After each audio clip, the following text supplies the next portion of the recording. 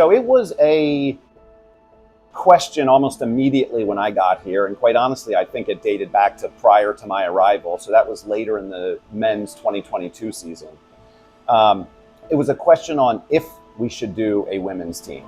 I think very quickly over the next, say, 6 months, our conversations changed from, call it exploratory and the question of if we should, to we need to do this. And I think a big part of that is because of our Riverhounds Development Academy, the success on the girls' side, and making sure that we had a pathway. We were seeing girls move on to other USLW clubs and see success at higher levels. And so we wanted to make sure that as much as possible, we could keep the best players in Pittsburgh or bring in the best players to Pittsburgh by having our own women's pathway and having a women's first team. And so it changed probably within 6 months to not if we should do it, but when and how are we going to do this? Well, the idea has been kicked around for the last few years, and just seeing the growth of the women's side of soccer. It's, we started talking about it a couple years ago, and then, Jeff really pursued, and got a lot of the facts and so on and so forth, and we just started discussing it. And I make a lot of business decisions, whether it's right or wrong, on shooting from the hip. And he caught me at the right time, and I don't think it was much of a conversation. He stated, all the facts, and I said, well, let's do it. Let's try it. Yeah, probably the biggest challenge was to figure out what our division would look like, as the USLW was, fairly new still and expanding. It was trying to find teams that were in the same geographic area as us to be able to create a division so that there wasn't excessive travel.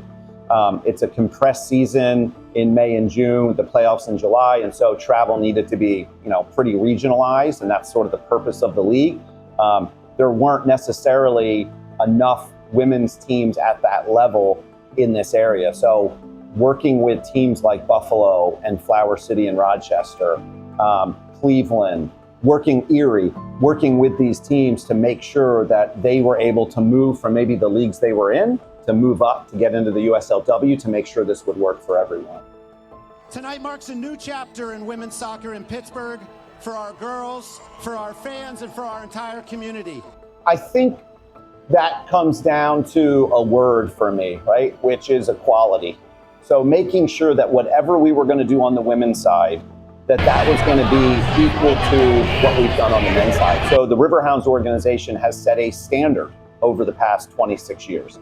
That standard continues to rise and increase. And so as soon as the conversation turned to should we start a women's team to we have to start a women's team, then it was without discussion, it's going to have to be at the standard that we're all used to for our organization. And so that was a journey to go through that process to say, how are we going to operate a USLW franchise at a level like the Riverhounds? So then, once we established that, we were able to take all the things we've learned from the Riverhounds, right? Whether that's fan experience or game operations. We've taken a lot of the things that worked really well for the Riverhounds and pulled that over to help create a different but equal environment for the Riveters. And so you can see that whether it's broadcast or you can see it in stadium when you come here. And I think that's a big part of what the fans responded to, is that they were getting a first-class, high-standard soccer match when they came here for a Riveters game. And besides, a different atmosphere, the quality of the experience was the same as if you were coming to a Riverhounds game, and that's exactly how it should be. So I feel like I came on at the perfect time to really get a piece of all of this.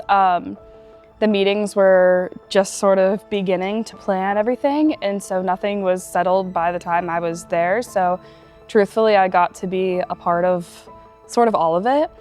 I think from day one, Riveters was a clear favorite. Our fans were saying it on social media before we had even discussed it in person even. And when we sat down to discuss it, the fan poll, all of it just came to be Riveters. And I think with the history of the Riveters being strong women, it just ended up being a natural answer. And it was super exciting that it felt like all of the pieces sort of came together to be that.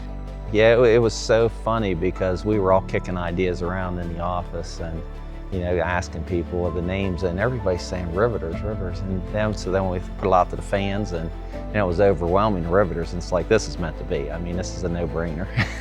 After the next few weeks, I knew we made the right decision because it was just coming from all directions. And then, like say, getting into naming the team and how much of the fan base got involved in that, it was like this is going to be a good thing.